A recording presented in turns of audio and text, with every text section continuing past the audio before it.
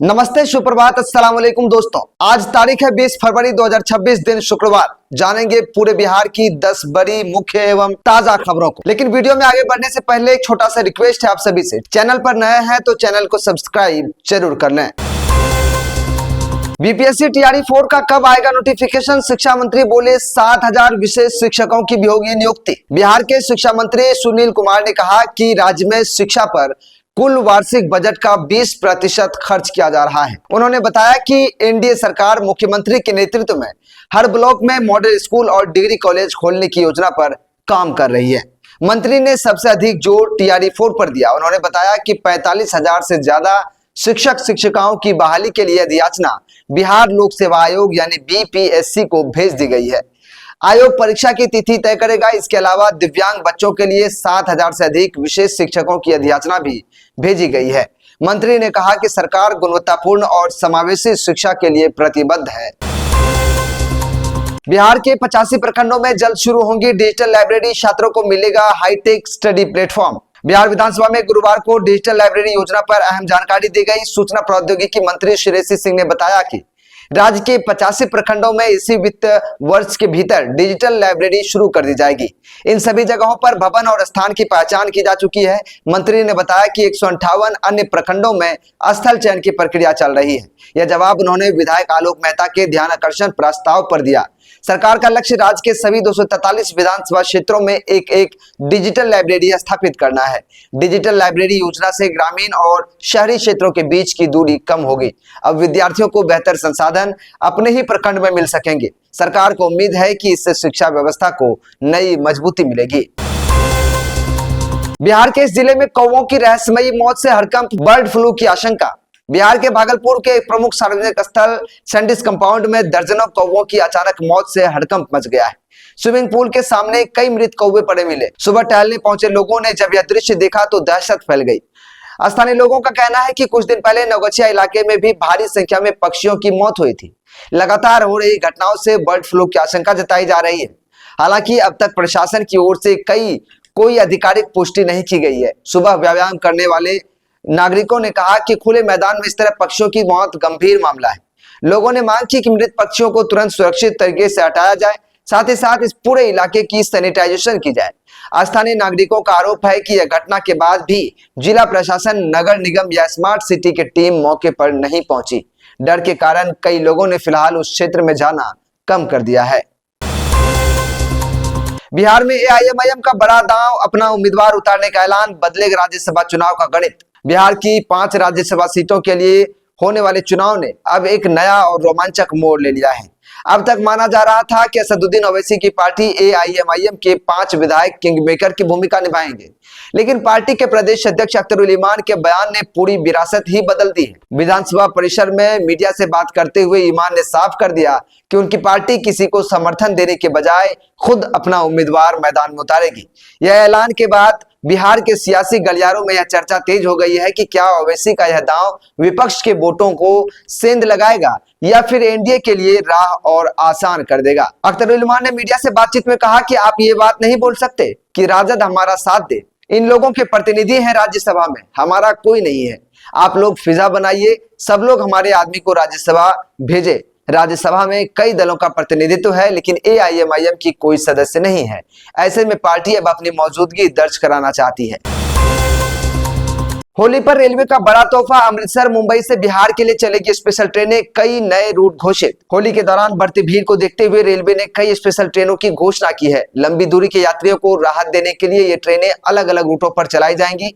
खास बात यह है कि इस बार कुछ नए रूट भी जोड़े गए हैं। होली पर पहली बार मानसी खगड़िया से अमृतसर के बीच सीधी स्पेशल ट्रेन चलेंगी। गाड़ी संख्या 04609 04610 अमृतसर मानसी अमृतसर स्पेशल 3 दिन संचालित होगी। अमृतसर से ये ट्रेन 24 और 28 फरवरी तक 4 मार्च को चलेगी। वहीं मानसी से अमृतसर के लिए 26 फरवरी, 2 और 6 मार्च को रवाना होगी। ट्रेन में 8 स्लीपर, 4 जनरल और 2 दिव्यांग कोच लगाए जाएंगे। ये ट्रेन जालंधर, सरहिंद, अंबाला, सहारनपुर, मुरादाबाद, बरेली, गोरखपुर, सिवान और हाजीपुर होते हुए चलेगी। होली के दौरान अतिरिक्त भीड़ को देखते हुए नियंत्रित करने के लिए यह कदम उठाया गया है। इन ट्रेनों से बिहार, पंजाब, महाराष्ट्र और झारखंड के यात्रियों को सीधा फायदा होगा। आईजीआईएमएस में 1200 बेड का नया सुपर स्पेशलिटी अस्पताल तैयार, अब रोबोट करेगा सर्जरी। इंदिरा गांधी आयुर्विज्ञान संस्थान यानी आईजीआईएमएस पटना में निर्माणाधीन 1200 बेड के मल्टी सुपर स्पेशलिटी अस्पताल का काम अब अंतिम चरण में है। संस्थान के निदेशक प्रोफेसर डॉक्टर बिंदे कुमार के अनुसार इस 7 मंजिला अत्याधुनिक भवन का करीब 60% निर्माण पूरा हो चुका है और दिसंबर 2026 तक इसे मरीजों के लिए खोल दिया जाएगा। इस अस्पताल की सबसे बड़ी खासियत यह है कि यहाँ शुरू होने वाली रोबोटिक सर्जरी और 164 बेड की विशाल आपातकालीन इकाई होगी, जो बिहार में स्वास्थ्य सेवाओं की तस्वीर बदल देगी। अस्पताल प्रशासन के अनुसार लगभग 60% कार्य पूरा हो चुका है। 7 मंजिला इस भवन के शुरू होने से राज्य में उच्च स्तरीय इलाज की क्षमता कई गुना बढ़ जाएगी। पूर्णिया के रेड लाइट एरिया में पुलिस और एनजीओ का बड़ा प्रहार, 9 लोग गिरफ्तार। पूर्णिया के Harda road red light area में पुलिस और एनजीओ नया सवेरा की टीम ने गुरुवार शाम को संयुक्त छापेमारी की। इस छापेमारी में पुलिस ने 9 लोगों को गिरफ्तार किया है। गुरुवार शाम पुलिस प्रशासन और एक सामाजिक संस्था की संयुक्त छापेमारी के दौरान पुलिस ने मौके से कुल 9 व्यक्तियों को हिरासत में लिया, जिनमें महिलाएं और पुरुष दोनों शामिल थे। अचानक हुई इस दबिश के कारण पूरे हरदा बाजार और आसपास के क्षेत्रों में अफरा तफरी का माहौल बन गया और संदिग्ध लोग इधर उधर भागने लगे। यह पूरी कार्रवाई अत्यंत गोपनीय और योजनाबद्ध तरीके से अंजाम दी गई। हिरासत में लिए गए सभी 9 व्यक्तियों को मरंगा थाने ले जाया गया। थानाध्यक्ष कौशल कुमार ने बताया कि इन सभी से सघन पूछताछ की जा रही है। इन्होंने स्पष्ट किया कि एनजीओ नया सवेरा द्वारा दिए जाने वाले लिखित आवेदन के आधार पर मामले में आगे की कानूनी प्रक्रिया पूरी की जाएगी। बिहार में मॉडिफाइड डीजे गाड़ियों पर लगेगी रोक, मंत्री ने विधान परिषद में दी जानकारी। बिहार में इन दिनों सड़कों पर अक्सर ऐसी गाड़ियां दिखाई देती हैं जिन्हें मॉडिफाइड करके डीजे गाड़ी बना दिया जाता है। जब ये गाड़ियां सड़क से गुजरती हैं तो तेज आवाज में गाना बजाते हुए चलती हैं। इसके कारण लोगों को दिक्कतों का सामना करना पड़ता है और कई बार तेज आवाज की वजह से बड़ी दुर्घटना भी हो जाती है। ऐसे में सरकार ने इन गाड़ियों पर रोक लगाने का फैसला कर लिया है। इस बात की जानकारी राज्य के परिवहन मंत्री श्रवण कुमार ने बिहार विधान परिषद में एक सवाल के जवाब में दी। इस सवाल का जवाब देते हुए परिवहन मंत्री श्रवण कुमार ने कहा कि ऐसी गाड़ियों पर सरकार का ध्यान गया है। अगले 15 दिनों में राज्यव्यापी जांच शुरू की जाएगी ताकि ऐसे वाहनों की पहचान की जा सके जिनमें अनाधिकृत बदलाव किए गए हों और जो बिना अनुमति के संचालित हो रहे हों। मंत्री ने स्पष्ट किया कि बिना अनुमति वाले डीजे वाहन पाए जाने पर उन्हें तुरंत प्रतिबंधित किया जाएगा और उन्हें पंजीकरण रद्द करने की कार्रवाई की जाएगी। बिहार में 1.95 लाख अलग अलग पदों पर भर्तियां। आइए आपको बताते हैं कि किस विभाग में कितनी है वैकेंसी। बिहार में सरकारी नौकरी का इंतजार कर रहे लाखों युवाओं के लिए बहुत बड़ी खुशखबरी है। राज्य सरकार ने इस साल 1.95 लाख रिक्त पदों पर नियुक्ति के लिए वार्षिक कैलेंडर तैयार कर लिया है। यह कैलेंडर सामान्य प्रशासन विभाग जल्दी जारी करेगा। पहली बार बिहार में ऐसा हो रहा है कि सभी भर्तियों की पूरी समय सारणी एक साथ सामने आएगी। अब अभ्यर्थियों को पता रहेगा कि कौन सी परीक्षा कब होगी, आवेदन कब से शुरू होंगे और नतीजे कब तक आएंगे। सामान्य प्रशासन विभाग ने बीपीएससी, बीएसएससी और अन्य आयोगों को रिक्तियों की अनुसूची भेज दी है। कैलेंडर में मुख्य रूप से शिक्षा विभाग में सबसे ज्यादा वैकेंसी लगभग 46,000 पद पर, स्वास्थ्य विभाग में लगभग 15,000 पद पर, गृह विभाग में यानी पुलिस में लगभग 30,000 पद से ज्यादा पद शामिल होंगी। बाकी विभागों में भी रिक्तियां जोड़ी जा रही है। कुल मिलाकर 1,95,000 पदों पर भर्ती होने वाली है। बिहार के मौसम में बदलाव का सिलसिला लगातार जारी है। आज यानी 20 फरवरी को राज्य के अधिकांश हिस्सों में बादलों की आवाजाही बनी रहेगी। मौसम विभाग के अनुसार आज दिन भर आसमान में घने बादल छाए रहने की संभावना है, जिससे धूप का असर थोड़ा कम रहेगा। अगर तापमान की बात करें तो राज्य का अधिकतम तापमान 29 डिग्री सेल्सियस के आसपास रहेगा। वहीं रात के समय न्यूनतम तापमान 18 डिग्री सेल्सियस तक गिरने का अनुमान है।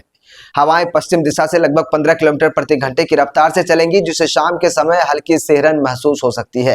हालांकि बारिश की संभावना केवल 10% है, यानी मौसम मुख्य रूप से शुष्क बना रहेगा। तो अगर आप आज बाहर निकलने की योजना बना रहे हैं तो मौसम सुहाना रहेगा, लेकिन बादलों की वजह से उमस थोड़ी बढ़ सकती है।